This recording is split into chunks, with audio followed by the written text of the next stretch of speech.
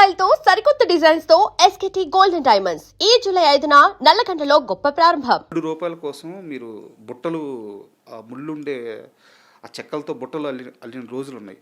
కరెక్టేనా? రూ. 7 కోసం. అలాంటి పోసాని కృష్ణమురళి తెలుగు సినిమా ఇండస్ట్రీలో అసిస్టెంట్స్కి అందరూ అసలు డబ్బులే ఇవ్వని రోజుల్లో, మహా అయితే 2000 3000 నెలకి ఖర్చులకి ఇచ్చే రోజుల్లో పోసాని కృష్ణమురళి మాత్రం తన అసిస్టెంట్స్కి డబ్బులు ఇచ్చేవాడు. నేను ఎవరిని నాకు అసిస్టెంట్ ఉంటే బాగుండే కుశలమాలు రాస్తాను అట్లాంటి నాకు తెలియదు అసలు. ఈ రోజుకి అందరూ నా వెంటబడి చూడండి. ఆకుల శివ లాంటి వాడు కానీ, కొరటాల శివ కానీ, రికమెండేషను సముద్రాల మేనరుడు అప్పలాచార్య ఉంటాడు. అప్పలాచార్య తమ్ముడు ఉన్నాడు ఆదిత్య గారని.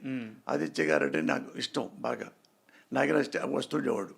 వస్తే ఆయన ఒకప్పుడు మురళి తమ్ముడు ఒక శివాని కుర్రాడు, పాపం పేదవాడు బాగా, అన్నం కూడా 2 పూటలు లేని పరిస్థితిలో ఉన్నాడు, అది నువ్వు అసిస్టెంట్ పెట్టుకుంటావంటే అప్పుడు కొత్తగా నేను ఎవరు నాకెందుకన్నా అసిస్టెంట్లు లేకపోవచ్చు, వాడికి అన్నం పెట్టు అసిస్టెంట్ పేరుతో అన్నాడు. అది చెప్పుడుకుంటాడు ఆయన హైదరాబాద్లో. ఆయన ఆకుల శివ సార్ కాదు, అది అనే ఆకుల శివ వచ్చినాకను ఆకుల శివ. అది వస్తే ఇతనే మురళి ఆకుల శివ ఇతను అంటే రమ్మనన్న. నేను వాడు బాగా రాస్తాడా బాగా రాయడా అని ఏ ఒక్కడిని నేను చెక్ చేయటాలు కానీ మా దగ్గర పనిచేస్తారా అని ఇప్పుడు లైఫ్లో ఈ రోజు వరకు లేదు. ఈ రోజు వరకు కూడా వాడు నా ఫ్యాన్స్ అని, పోసాన్ గారిని ఫ్యాన్ అంటే నేనని త్రివిక్రమ్ చెప్పేవాడు. వెళ్ళి మా తలుపు కొట్టగానే మా ఆవిడ ఉంటే నేను బయటికి వెళ్ళిపోయాడు, 5:30 వెళ్ళిపోయాడిని సిట్టింగ్కి. వాళ్ళే 9కి వచ్చేవాళ్ళు. అంటే నేను పోసానికి సార్ నేను ఫ్యాన్ అండి, సార్ దగ్గర అసిస్టెంట్ జనాలు అంటే 2-3 నెలలు తిరిగాడు. తిరిగితే మావిడే నేను వచ్చి నైట్ ఇప్పుడు వస్తా వాళ్ళు ఎప్పుడో. ఎవరు ఒక అబ్బాయి అండి, ఎవరు సినిమా ఆకెళ్ళ శ్రీనివాస్ అంట, ఏదో అబ్బాయి రోజు తిరుగుతున్నాడండి పాపం, మీరు ఏదో చెప్పొచ్చు కదా. నాకేం తెలుసమ్మా, అతను ఎవరో తెలియదు నాకు, సార్ నువ్వు చెప్పొచ్చు కదా అంటే, సార్ నువ్వు మన ఎక్కడ చెప్తాం కలిస్తే కదా, అతను అబ్బాయి తెలియదు, ఏమీ తెలియదు, వస్తే అప్పుడు చెప్పు ఈసారి నెంబర్ తీసుకో అన్నట్టు అట్టు వెళ్ళిపోయాడు. అట్లా వచ్చాడు ఆయన. అతనికి ఆకుల శివకి వచ్చాడు.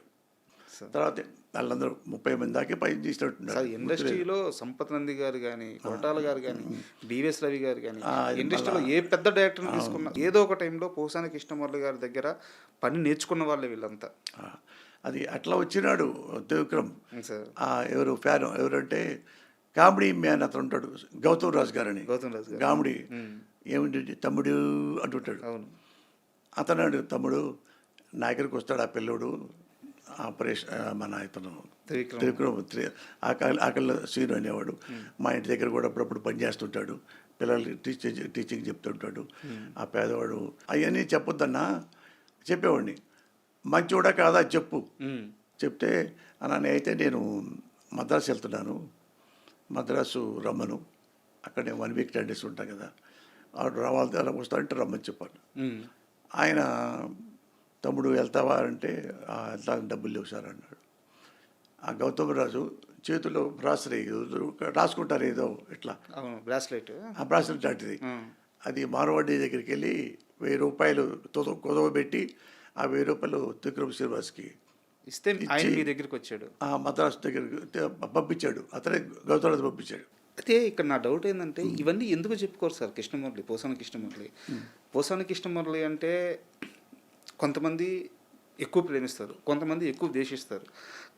కానీ అందరికీ తెలిసింది ఏంటంటే పోసాని కృష్ణమురళి నిజాయితీపరుడు. ఎవరి దగ్గర ఒక చేయి జాపి ₹1 అడగడు, ₹1 తీసుకోడు. కానీ ఇంత బయట కొన్ని కారణాల వల్ల మీ మీద కొంత నెగిటివిటీ పెరిగినప్పుడు కూడా ఏదో ఒక సందర్భంలో, ఏదో ఒక ఇంటర్వ్యూలోనో, ఏదో ఒక మనుషుల మధ్య ఇవన్నీ పంచుకోవాలి కదా. మీరు చేసిన మంచి అంతా ఎంతమందికి గుండె ఆపరేషన్లు చేయించారు మీరు? నాకు తెలిసి మీ డొనేషన్స్ ఆ రోజుల్లోనే ₹2 కోట్ల దాటింది. సో ఇవన్నీ ఎందుకు చెప్పుకోరు పోసాని కృష్ణమురళి? ఇవి కదా చెప్పుకోవాల్సింది. మీ పని అందరికీ తెలుసు, అంటే సినిమాలు హిట్లు అందరూ తెలుసు. అది కాదు రాజా, ఏదంటే ఒకళ్ళ మెహర్బానీ కోసం వాళ్ళు నన్ను పొగట్టడానికి నేను ఎప్పుడు మాట్లాడను. చేసింది మంచి కదా అనేది నా ఉద్దేశం. వాడు నన్ను సంతోషం బాగా పొగుడుతుంటే నాకేం పెద్ద పట్టించుకోను, నన్ను తిడుతున్నా నేనేం పట్టించుకోను. నేను ఎవడేం పడుచుకుంటానంటే నేను మంచిగా కాదా, నేను పద్ధతిగా ఉంటున్నానా లేదా అదే చూసుకుంటా.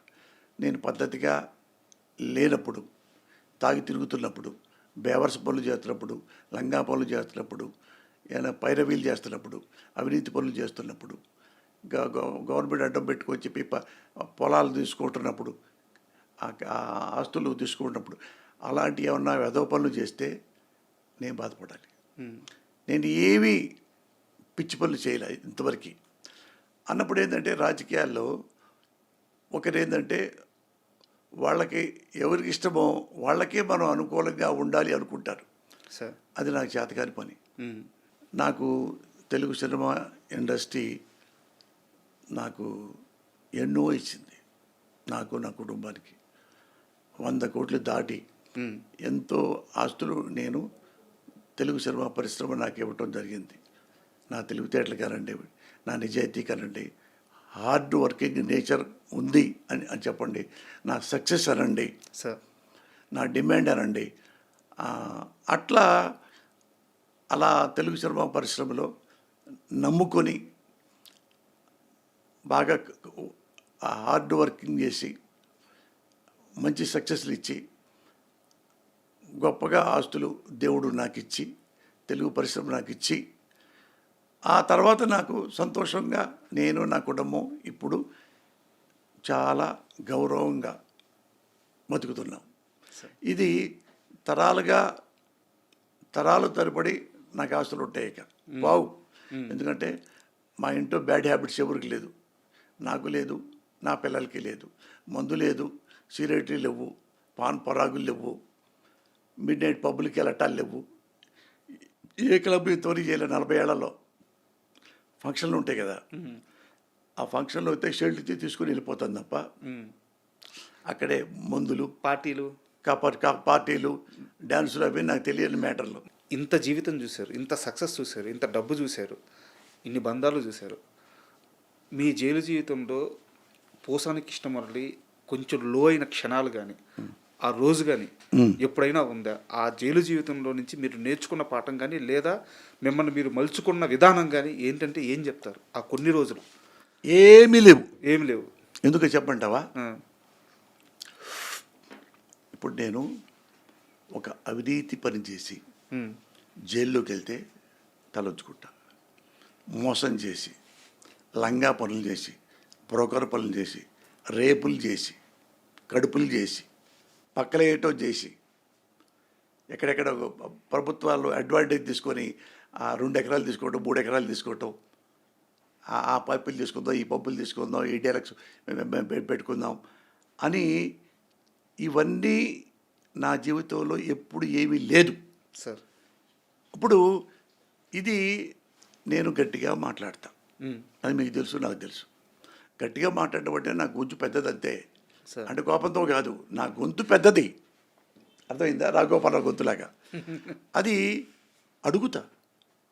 నేను రాజకీయాల్లో మాట్లాడవలసి వచ్చినప్పుడు ఎన్ని ప్రెస్ మీట్లో తీసుకుని బయటికి కావాలండి మీరు. ఎందుకు నాకు సమాధానం చెప్పలేరు? నేను మామూలుగా అడుగుతా. మంత్రులు అడగమన్నా, ఇంకోటి అడగమన్నా, ఎవరు అడగమన్నా, మరి నాతో నన్ను నోరు మూపించొచ్చుగా సమాధానంతో. ఎవరు మూపిస్తా. అదే నేను చేసేది. బ్రోకర్ పనులు చేయలే ఇప్పుడు నేను. సార్ మరి ఎందుకు బాధ? బాధ లేదు.